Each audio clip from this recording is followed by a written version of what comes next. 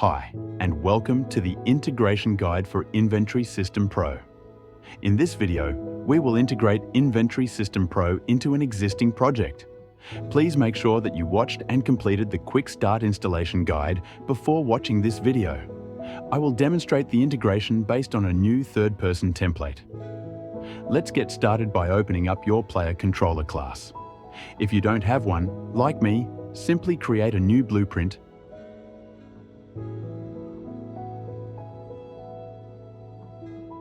and select Player Controller as class.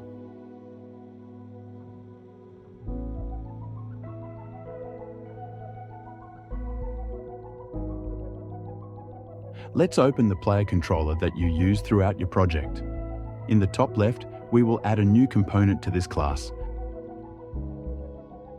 Search for Inventory Controller component.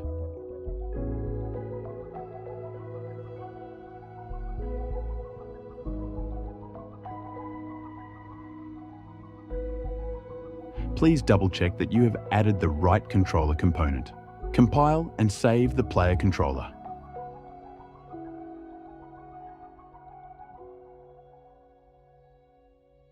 Let's now open up the world settings of our RPG example level by going to Window, World Settings. Under Selected Game Mode, let's switch the default pawn class from the example character to the character you use in your own project.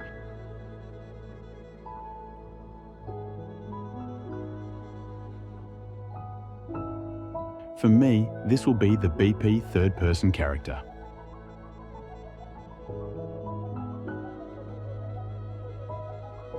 Under Player Controller class, we will now set the player controller you use in your project. For me, this will be BP My Player Controller. Save the level to make sure our changes are applied. Enter Play Mode. Your character should now be spawned instead of our example character, but you may have noticed that you cannot move your character. That's because the Player Controller component includes code to add and remove input mapping contexts. We can configure this feature by opening the Global Inventory Config data asset. Make sure you select the red file starting with DA.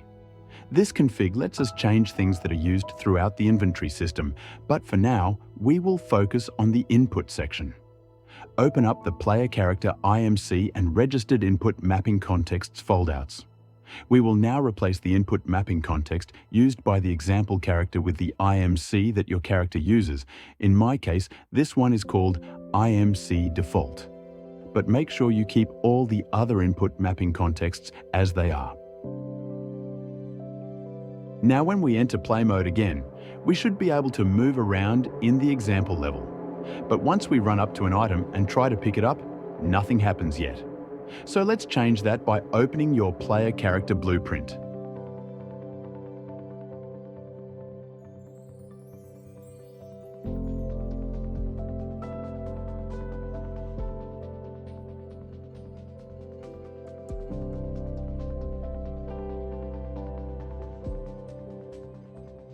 In the top left, we will add BP Interaction Component. Select the Interaction Component, and in the Details panel, we can set the Interaction Pop-up Widget class. This is the widget that will show up on our screen when we get close enough to an item or another interactable actor. Let's set it to Interaction Pop-up RPG for now. Next up, we will add BP Inventory Survival Component. This component controls our player's status, such as health, thirst, hunger, and mana. The Survival Info widget contains different status bars to visualize this information. Set it to Survival Info RPG. The next component we will add is BP Character Equipment component. This component handles weapons and clothes that are attached to our player character. We do not have to configure anything on this component, so let's add the next component. Search for BP Inventory Character component. This component is the actual inventory of our player.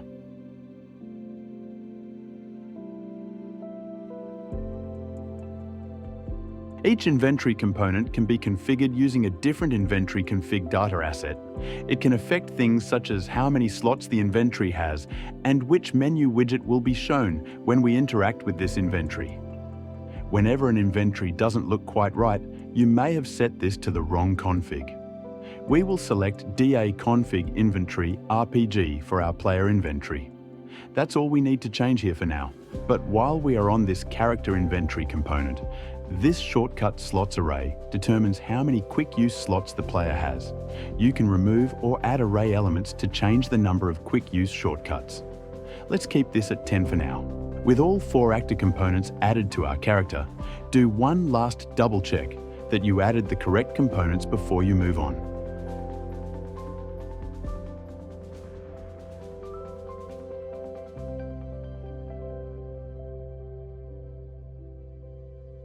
For the next step, we will need to open up the character included in the example, navigate to Inventory System Pro, Example Content, RPG, Blueprints, and Open BP Inventory Character, RPG.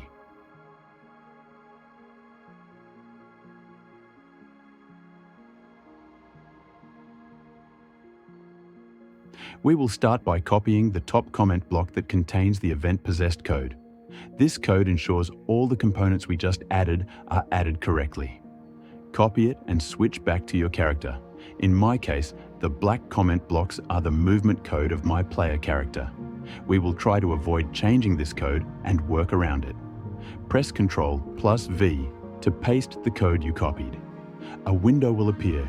Just select Do Nothing and confirm the window.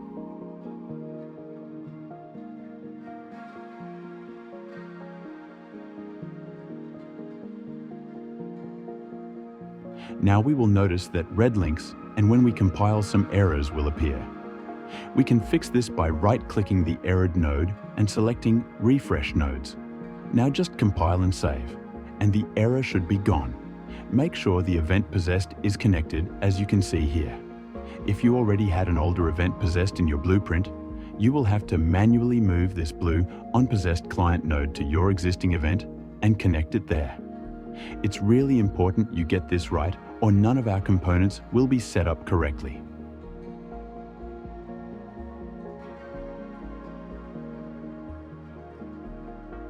Next up, we will add 2 interfaces to your character. Open up the class settings, and under Implemented Interfaces, add BPI Inventory.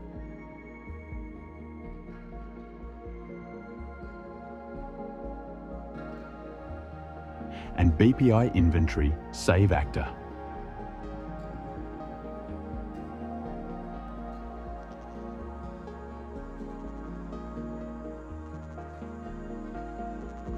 Save your character and switch to our example character. We will now copy over the comment block containing our inventory interface events.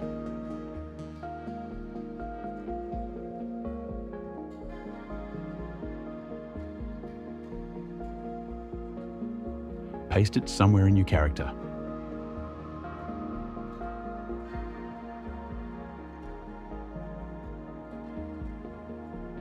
When you now compile, you will get a lot of errors, but as long as the tiny interface symbol is visible on the red event nodes, you don't need to worry about this for now.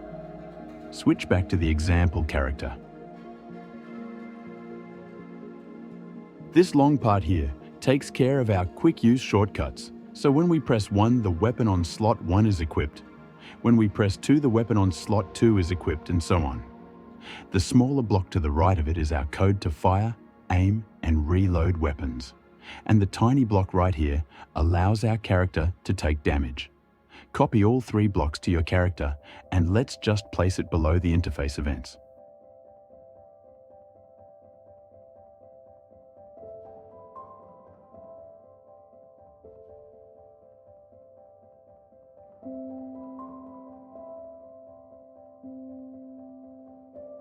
Switch back to the example character, and now let's copy the events that allow us to interact with items and to open the inventory menu.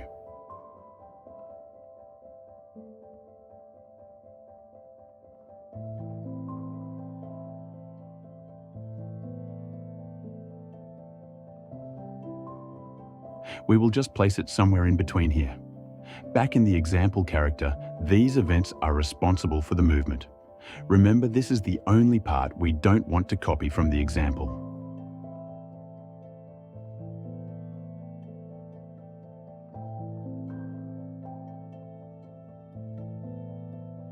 Our example character also has the ability to sprint using Shift. We will also copy this over to your character.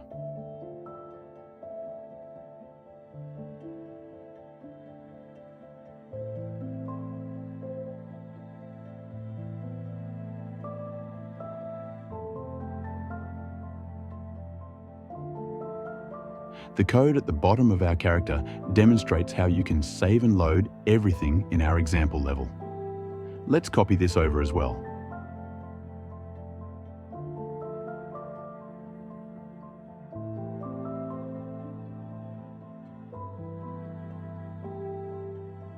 Now everything should be complete on the event graph of your character.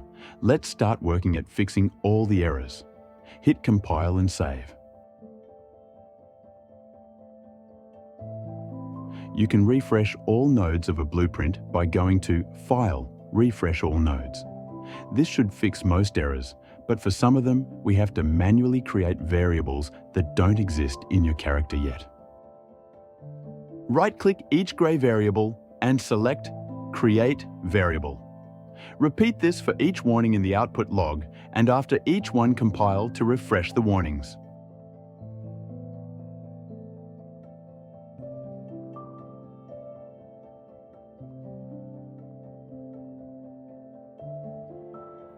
Now, with all errors and warnings gone, we are done with the event graph.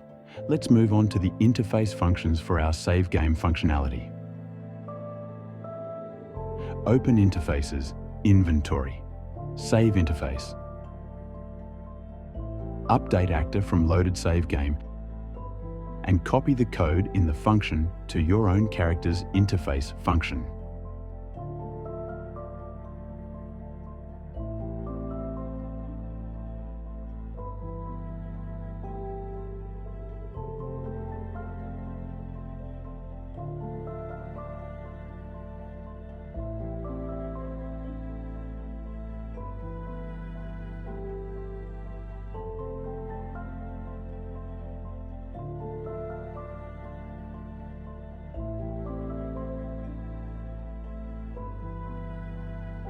Connect the pawn inventory data to the For Each Loop node.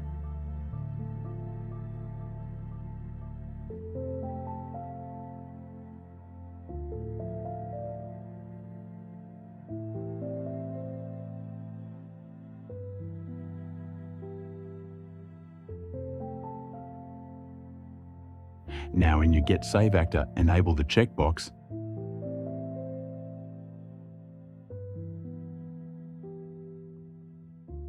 and in Get Inventory Save Type, just make sure this is set to Pawn Actor.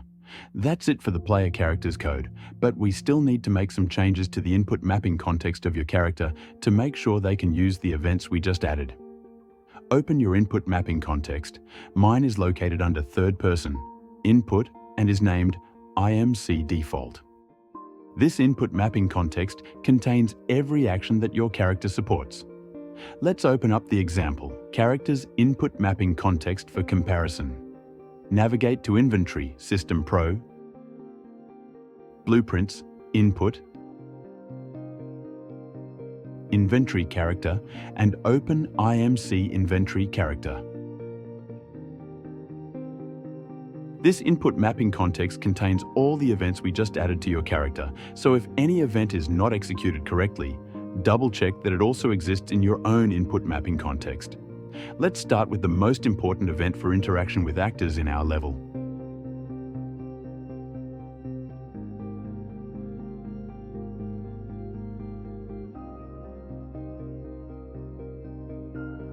Add a new mapping and select Inventory Interact. We will use E as our main interaction K. Leave the second binding empty in case we later want to add an alternative keyboard binding. For the third entry, we will use Gamepad Face Button Top. This is the Y button on an Xbox gamepad.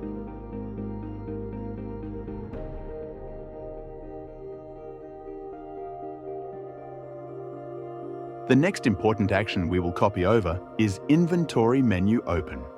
This action allows us to open the inventory menu while playing. Let's add a mapping. Search for Inventory Menu Open. And for the first key, we will use I. This time, we can use Tab as an alternative key. For the third entry, we will use Gamepad Special Left. This is the Options button on Xbox. Switch to our game and enter play mode. We can now pick up items by pressing E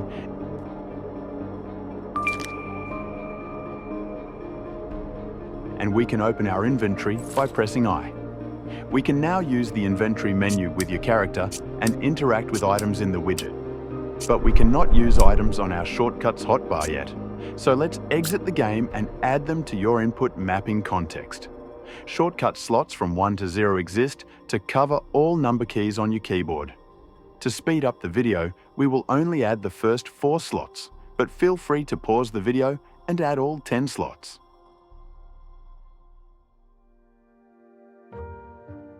Add a mapping for inventory slot 1. Assign 1 as the primary key and Gamepad D-pad left as the secondary entry. Add a mapping for inventory slot 2. Set 2 as the main key and Gamepad D-pad up as the secondary entry. Create a mapping for inventory slot 3. Designate 3 as the primary key and Gamepad D-pad right as the second input. Add a mapping for inventory slot 4.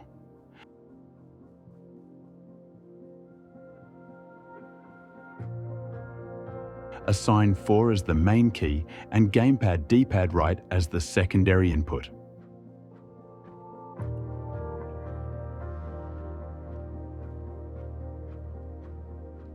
Now that you have added the shortcut actions to your input mapping context, let's give them a try. Enter play mode, run up to the mana potion and pick it up. Now press the number 1 key to use the mana potion. You will hear a sound effect and your mana bar will go up a little. Let's also try out some of the equipment. Walk up to the knight's armor in the back of the room and pick up each piece of the armor.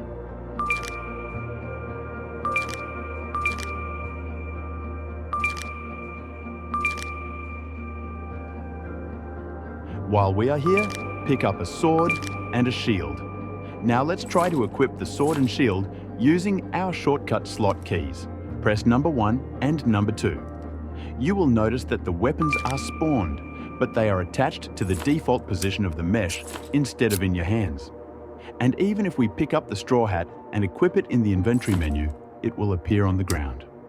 The knight's armor, however, is different, as it uses a different approach to clothes that doesn't need skeleton sockets. The armor should be in the right place right away, just as it is for me.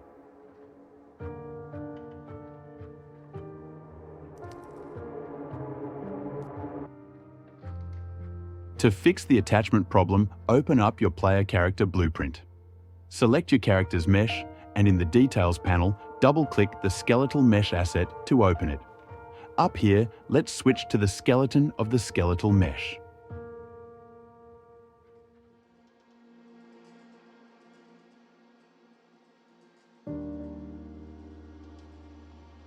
For reference, open up the example character's mesh as well. Open BP Inventory Character, select the mesh, and open the skeletal mesh asset. Remember how your skeletal mesh looks. In the video, whenever you see a silver quin, it is the new character, and when you see a red quin, it is the one included in the example assets. Now in the skeleton of the red quin, search for socket. We will now copy over these sockets to your character's skeleton. Always keep the parent bone of the socket in mind before you copy and paste. The hips socket is attached to the pelvis. Right-click it and select Copy. Switch to your character.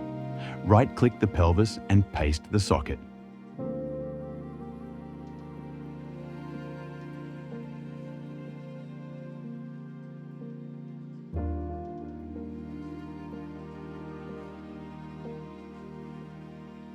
Now copy the chest pocket socket to bone spine 03.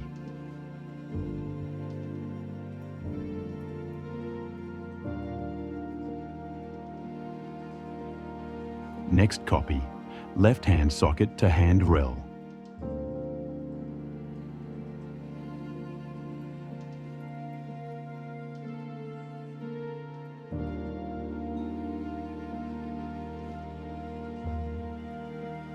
Copy right hand socket to hand bar.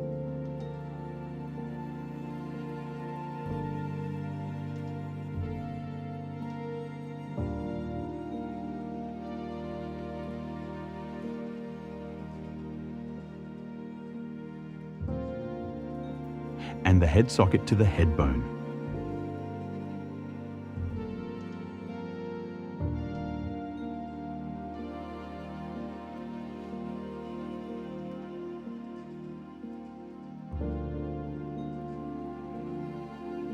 You can use the search bar to easily find sockets.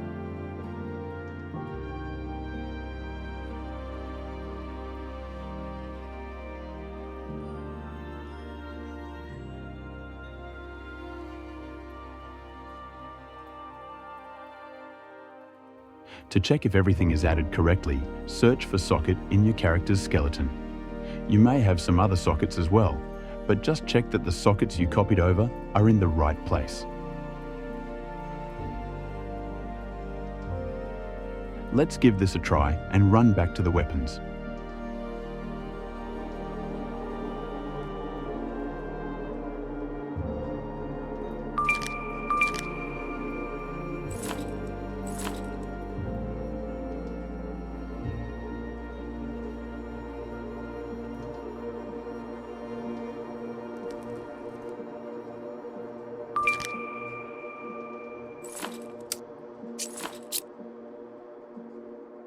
Everything should be attached correctly now.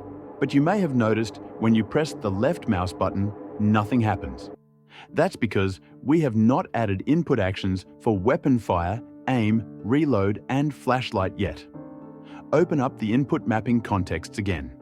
In your input mapping context, add a new mapping. Search for inventory fire weapon. Assign it to left mouse button and gamepad right trigger. Next, add inventory aim weapon. Set it to right mouse button and gamepad left trigger. Add a mapping for inventory reload. Set the primary key to R and the second entry to gamepad face button left. This is the X button on Xbox. And finally add the inventory flashlight mapping. Assign it to the F key and gamepad left thumbstick button. This will fire when you press down on the left analog stick. Enter play mode and run back to the equipment area to give the sword another swing.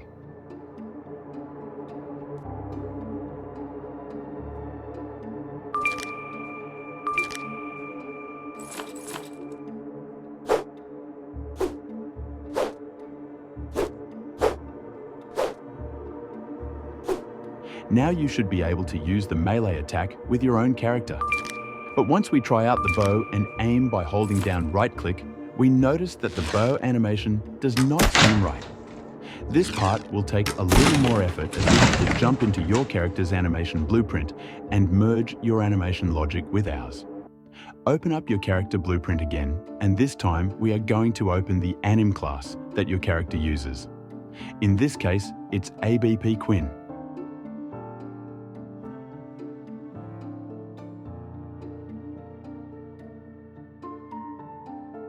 Just like any other blueprint in Unreal, animation blueprints can have a parent blueprint. By default, Quinn inherits all behavior from ABP Manny, so we are going to implement our logic in the Manny animation blueprint. You can click the blue link at the top right to switch to the parent blueprint.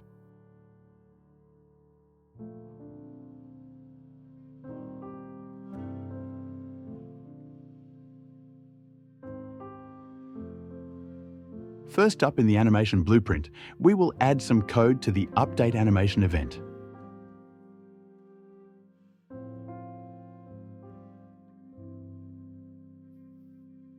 For this change, let's add a pin to the sequence node. For reference, open up the animation blueprint of the example character.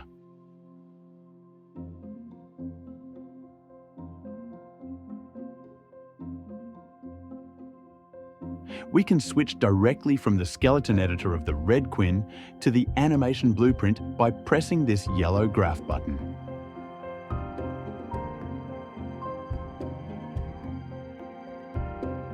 Both animation blueprints we are working on will have the same name, so be careful. Before we copy any code, let's make sure your animation blueprint has the interfaces. Switch back to your animation blueprint. Go to Class Settings, Implemented Interfaces,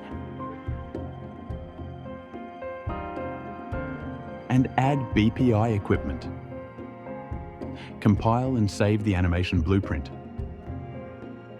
Now we will start by copying the orange code block on the event graph.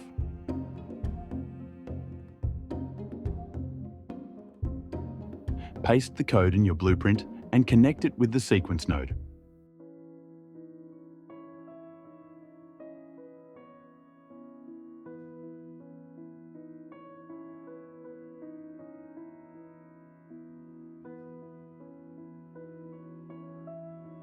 Compile the blueprint. A lot of errors will show up for unknown variables. Go through them all and fix them with right-click, Create Variable.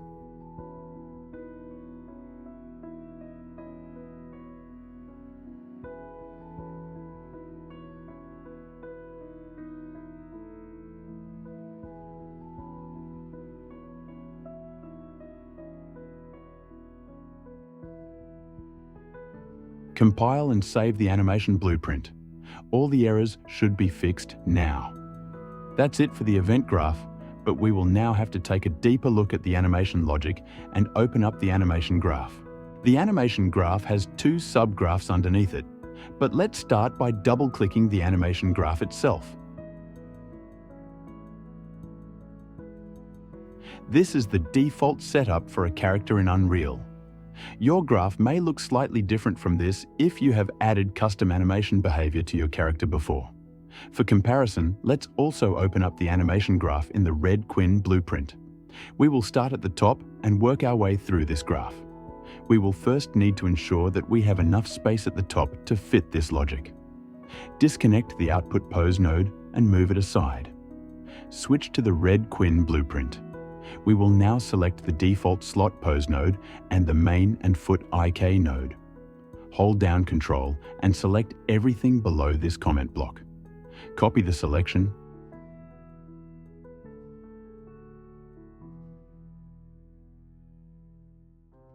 switch to your animation blueprint and paste everything to the graph. Move all nodes so the output of control rig and default slot line up and connect the two nodes.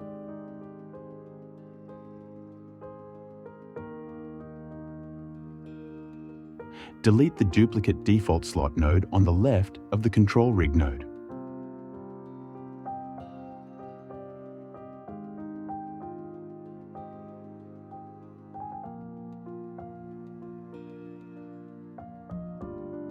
Now grab the output pose node that we moved to the side and move it all the way to the bottom.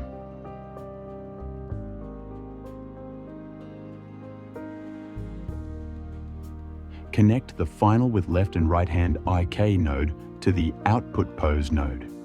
Now when you compile, you will get some errors again for missing variables. Fix them up by pressing right-click and selecting Create Variable. These two variables are a little special, and we need to set their default values just as they are set in the red Quinn blueprint.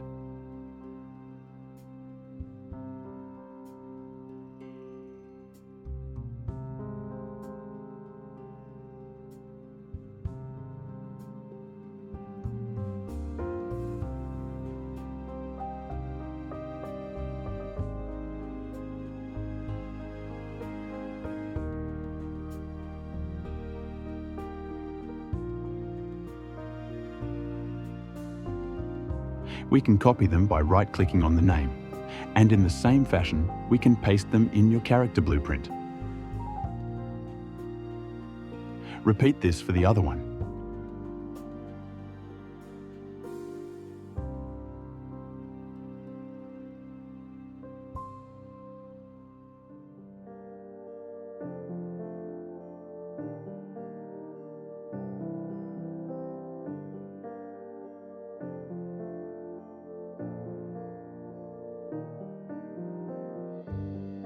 Compile and save once that is complete, and all errors should be gone. Let's clean this up a little.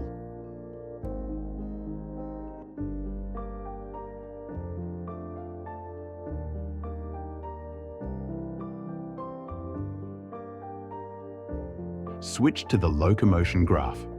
This graph defines the logic of animation states and transitions between the states. For example, when this bool is true, our character will change from standing around to walking.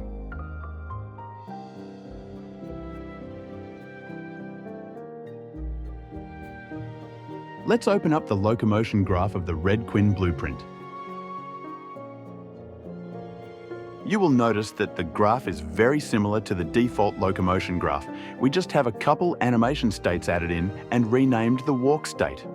You can copy the states and transitions one by one, or just copy them all together and replace your walk state. Copy this entire right part of the Locomotion graph and paste it in your animation blueprint's Locomotion graph.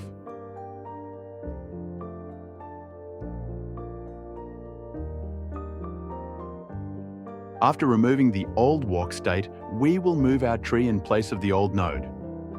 Now create a transition from the idle state to the walk state and another from the walk state to the idle state. When we hover over the transition condition, we will notice that nothing is set here. You edit a transition condition by double-clicking on the transition icon. Let's do the same thing in the Red Quinn blueprint to get the transition condition we need to copy.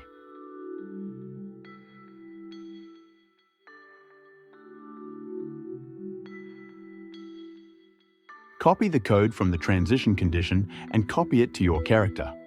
Make sure the result is connected to the Can Enter transition node.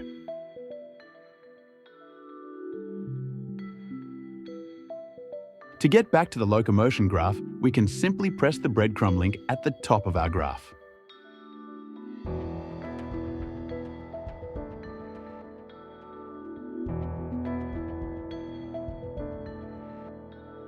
Repeat the same for the other condition.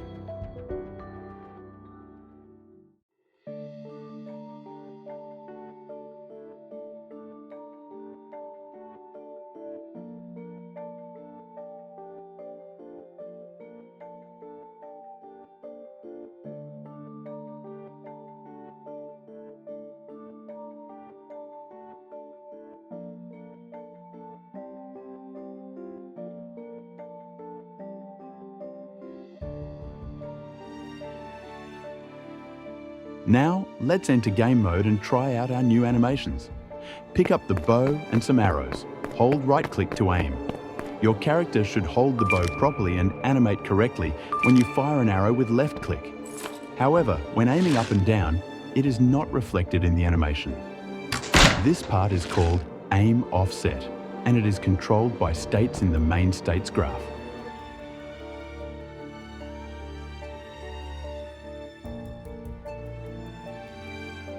In our Red Quinn blueprint, this graph is called Aim, Jump and Land. In this graph, you will see different aim states going off the Locomotion state. We will have to add those states to your main states graph and manually add each transition.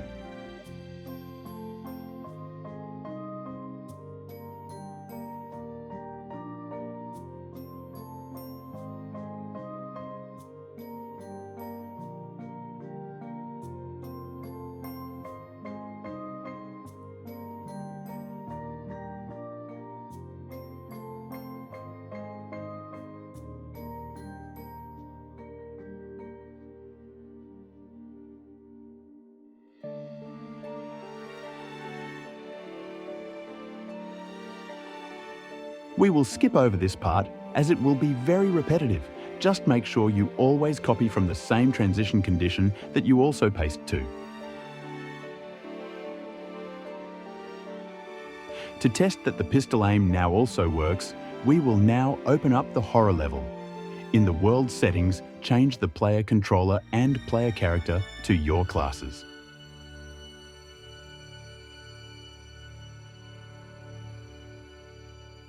enter play mode and test out the pistol.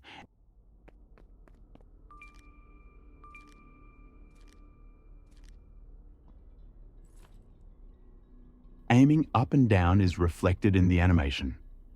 That's it for the integration video, but if you have any further questions or want to show off your own progress, feel free to join our Discord server. For more information, check out our PDF documentation. It contains everything shown in this video and a lot more. Thank you for watching and see you on the next video.